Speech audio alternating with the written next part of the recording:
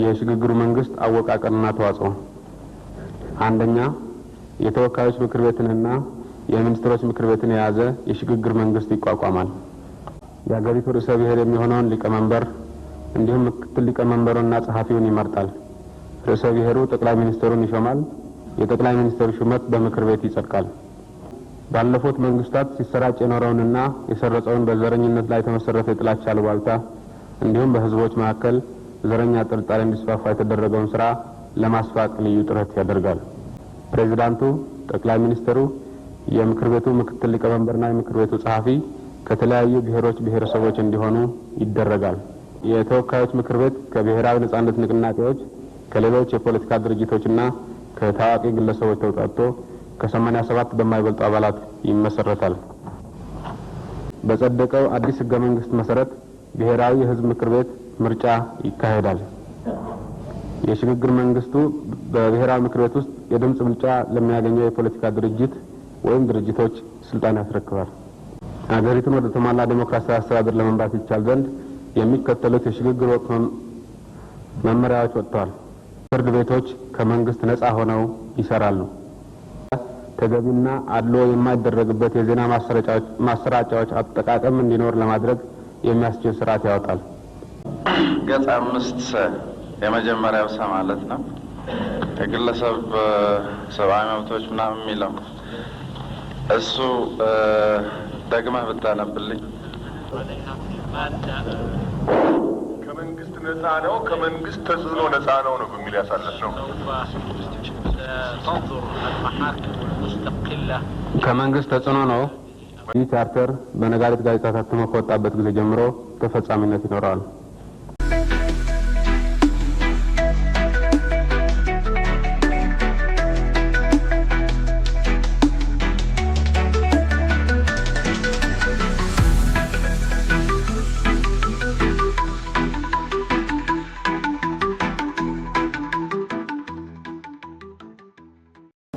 የሽግግሩ መንግስት አወቃቀርና ተዋጽኦ አንደኛ የተወካዮች ምክር ቤትንና የሚኒስትሮች ምክር ቤትን የያዘ የሽግግር መንግስት ይቋቋማል። በአዲስ ህገ መንግስት ላይ ተመስርቶ በህዝብ ለሚመረጥ መንግስት ስልጣን እስኪያስረክብ ድረስ የሽግግሩ መንግስት ህጋዊና ፖለቲካዊ ኃላፊነቶችን በሙሉ በመያዝ አገሪቱን ያስተዳድራል። ሶስተኛ የተወካዮች ምክር ቤት ከታች የተዘረዘሩትን ኃላፊነቶችንም የሚያካትት ህግ የማውጣትና የማወጅ እንዲሁም የሚኒስትሮች ምክር ቤት ተግባራትን የመከታተል ወይም ኦቨርሳይት ኃላፊነት አለው። ሀ በሽግግር ወቅት ቻርተር መሰረት አዋጆችንና ድንጋጌዎችን ያፈልቃል፣ ያወጣል። ለ አገራዊ ባጀትን ያጸድቃል። ሀ የሀገሪቱ ርዕሰ ብሔር የሚሆነውን ሊቀመንበር እንዲሁም ምክትል ሊቀመንበሩንና ጸሐፊውን ይመርጣል። ርዕሰ ብሔሩ ጠቅላይ ሚኒስትሩን ይሾማል። የጠቅላይ ሚኒስትሩ ሹመት በምክር ቤት ይጸድቃል። ፕሬዝዳንቱ፣ ጠቅላይ ሚኒስትሩ፣ የምክር ቤቱ ምክትል ሊቀመንበርና የምክር ቤቱ ጸሐፊ ከተለያዩ ብሔሮች ብሔረሰቦች እንዲሆኑ ይደረጋል። መ ሰፊ ብሔራዊ ተዋጽኦን፣ ቴክኒካዊ ብቃትንና ለሽግግር ወቅት ቻርተር የማይናወጥ ታማኝነትን ግምት ውስጥ በሚያስገባ መንገድ ጠቅላይ ሚኒስትሩ የሚያቀርበውን የሚኒስትሮች ምክር ቤት አባላት ሹመት ያጸድቃል። ሰ ቻርተሩን መሰረት በማድረግ የፍትህ አስተዳደር ስርዓትን ይመሰርታል። በዚህ ቻርተር አንቀጽ 1 ላይ የሰፈሩት ጉዳዮችን በሚመለከት ፍርድ ቤቶች ከመንግስት ነጻ ሆነው ይሰራሉ። ረ የህገ መንግስት አርቃቂ ኮሚሽን ያቋቁማል። ሰ ዓለም አቀፍ ስምምነቶችን እየመረመረ ያጸድቃል። ሸ የመሸጋገሪያውን ወቅት የመከላከያና የደህንነት ፖሊሲ ኮሚቴዎችን ያቋቁማል።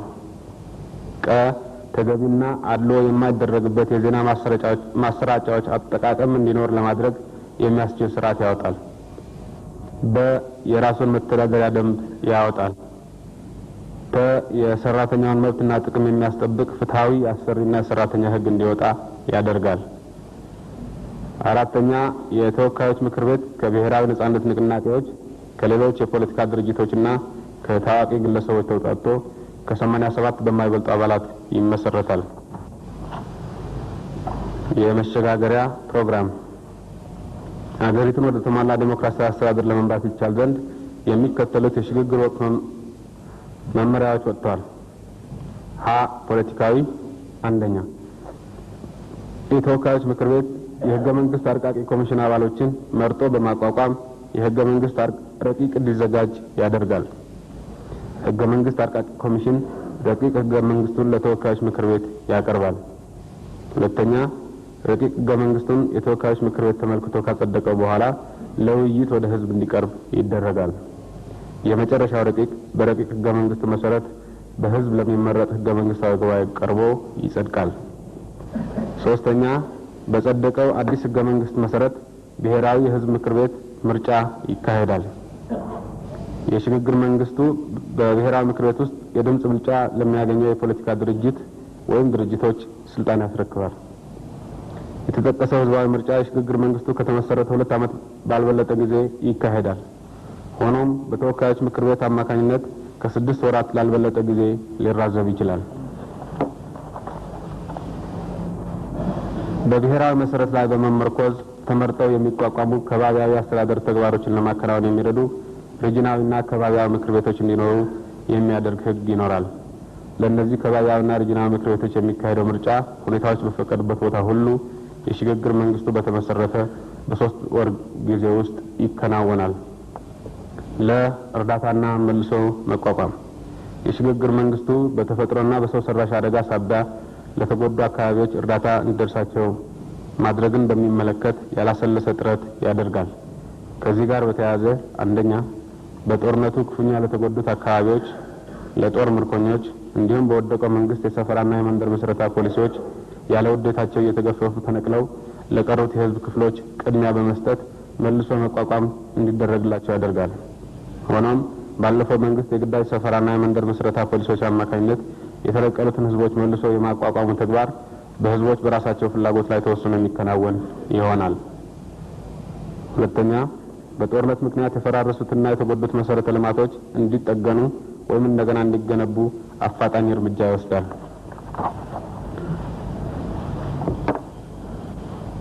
ሶስት እስከዛሬ ድረስ ተረስተውና ተጥለው ለቆዩት አካባቢዎች የተለየ ትኩረት በመስጠት እንክብካቤ ያደርጋል። ቁጥር 1 ባለፉት መንግስታት ሲሰራጭ የኖረውንና የሰረጸውን በዘረኝነት ላይ የተመሰረተ የጥላቻ አሉባልታ እንዲሁም በህዝቦች መካከል ዘረኛ ጥርጣሬ እንዲስፋፋ የተደረገውን ስራ ለማስፋቅ ልዩ ጥረት ያደርጋል። የቻርተሩ ህጋዊነት ይህ ቻርተር በሽግግር ወቅት የሁሉም ህጎች የበላይ ሆኖ ያገለግላል። የዚህ ቻርተር የአማርኛና የእንግሊዝኛ ቋንቋዎች ቅጂ እኩል ህጋዊ ተቀባይነት አላቸው። በሁለቱ ቋንቋዎች መካከል ያለመጣጣም ከተፈጠረ ምክር ቤት ይወስናል። ይህ ቻርተር በነጋሪት ጋዜጣ ታትሞ ከወጣበት ጊዜ ጀምሮ ተፈጻሚነት ይኖረዋል።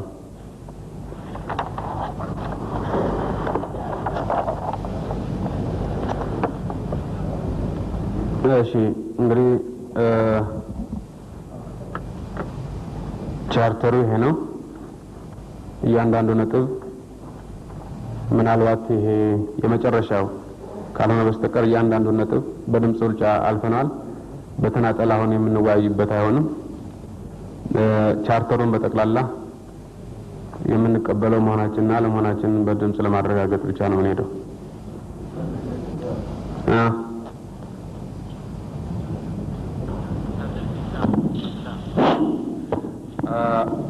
ገጽ 5 የመጀመሪያው ማለት ነው የግለሰብ ሰብአዊ መብቶች ምናምን የሚለው እሱ ደግመህ ብታነብልኝ።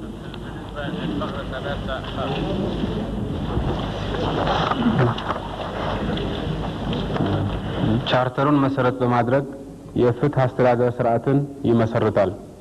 በዚህ ቻርተር አንቀጽ 1 ላይ የሰፈሩት ጉዳዮችን በሚመለከት ፍርድ ቤቶች ከመንግስት ነጻ ሆነው ይሰራሉ። እንግዲህ ቻርተሩ በሁለት አይነት ቁጥሮች ነው የሚጠቀመው። አንደኛው ሮማን ኒውመራል አለ፣ ሁለተኛ ደግሞ አንድ ብሎ መሄድ አለ። ስለዚህ እዚህ ላለ ነው አንቀጽ 1 ሲባል የትኛው እንደሆነ ግልጽ ነው። ምናልባት ውጭ ዶክመንቱ ሲበተን ግን ሮማን ኒውመራል 1ን ሊያመለክት ይችላል። እዚህ እሱ ቢስተካከል ጥሩ ይመስለኛል።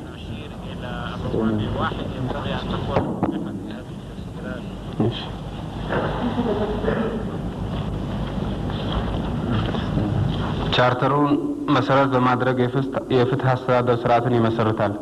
በዚህ ቻርተር ቁጥር 1 ሮማን ኑሜራል አንቀጽ 1 ላይ የሰፈሩትን ጉዳዮች በሚመለከት ፍርድ ቤቶች ከመንግስት ነፃ ሆነው ይሰራሉ።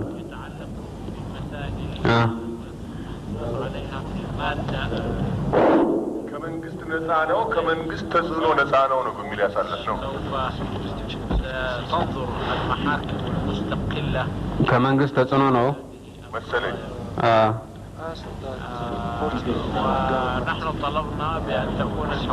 ከመንግስት ተጽዕኖ ነፃ ሆነው ይሰራሉ። ጥያቄ አንዳንድ ነገሮችን በዶክሜንት ይያዛሉ የተባሉ ነበሩ። እነሱ በተለይ ነው ያሉት። አንድ ሌላው ጥያቄ ደግሞ በቀደም የአስተዳደር አካባቢዎች በልማት ነክ ጉዳይ ከሌሎች ድርጅቶች እየተገናኙ ሊበደሩ ይችላሉ ምናምን የተባለው የአስተዳደር አካባቢዎች የሰብአዊ እርዳታን በሚመለከት ነው ውሳኔ ያሳለፍነው። የልማት ተነስቶ ነበር ግን ውሳኔ ያሳለፍንበት ጉዳይ አይደለም። ያ እንግዲህ በተለይ ነው የተያዘው ማለት ነው። ያልወሰነው ነገር ስለሆነ ምክር ቤቱ ምናልባት ያስፈልጋል ብሎ የሚወስን ከሆነ ይታያል። ያኔ በቻርተሩ ግን የሰፈረ ነገር የለም። ምክንያቱም ቻርተሩን በምናጸድቅበት ጊዜ ሰብአዊ እርዳታን በሚመለከት ብቻ ድምጽ ሰጥተን ያጸደቅ ነው። እነሱ ሊጠይቁ ይችላሉ ተብሎ ነው ያለፈው ወይስ ነው? በዛ ላይ ስንት አንቀጽ ላይ ነበር እንዳውት ሰብአዊ እርዳታ ላይ ሊገናኙ ይችላሉ ይላል። ዝርዝሩ ምክር ቤት ያወጣል። አፈጻጸሙን በሚመለከት የልማትን በሚመለከት በአንዳንዶቻችሁ ተነስቶ ነበር ግን ቤቱ ያጸደቀው ጉዳይ አይደለም። እንደገና በምክር ቤቱ ሊነሳ ይችላል። ጥሩ ለማንሳት አይደለም እኔ ፍላጎት እንደገና ይነበብልን እሷ እንዴት እንዳለፈች። ክልላዊ አስተዳደሮች የሰብአዊ እርዳታ ጉዳይን በሚመለከት ከሰብአዊ እርዳታ ሰጪ ድርጅቶች ጋር ቀጥተኛ ግንኙነት የማድረግ መብት አላቸው። እሺ ሶስት በጥያቄ መልክ ነው የማቀርበው። ምናልባት የኔ አረዳድ ትክክል ካልሆነ በስተቀር በገጽ 2 በተራ ቁጥር 1 በአንቀጽ በሀ በሀገር ውስጥ እንደ ልብ የመንቀሳቀስና ፓስፖርት አግኝቶ የመውጣትና የመግባት የሚለው የተጨመረ መስሎኝ ነበር። በርካታ ዝርዝሮች መጥተው መጨረሻ ላይ ሁሉንም ዘርዘን መጨረስ ለማንችል በተባበሩት መንግስታት ሂማን ራይትስ ኮንቬንሽን መሰረት ተብሎ ተጠቃልሏል እና በዛ መልኩ ነው የታለፈው። እሺ ገጽ 4 ተራ ቁጥር 3 ሀመሩ ሀ የሀገሪቱ ርዕሰ ብሔር የሚሆነው ሊቀመንበር እንዲሁም ምክትል ሊቀመንበሩ ጸሐፊው ከተለያዩ ብሔሮችና ብሔረሰቦች ብቻ ነው ይሆናል የተባለው ወይስ ከተለያዩ የፖለቲካ ድርጅቶችም ይሆናል ይላል? ከተለያዩ ብሔሮችና ብሔረሰቦች በሚል እናሳለፍ ነው።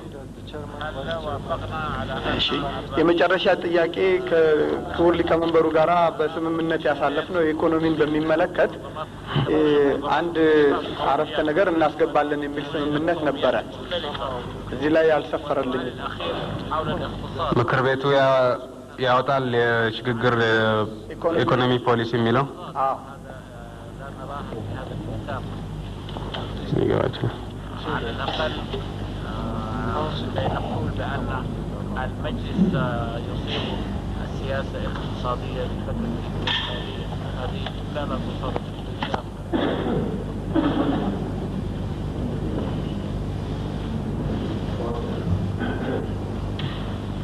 Yes. That decision was for the records, an understanding in this House that it will be an agenda of the Council of Representatives, not a resolution to be included in the Charter. This is the well-lived understanding. Yes, I forgot. እንመርቃቸው ብለን ያዘልቃቸው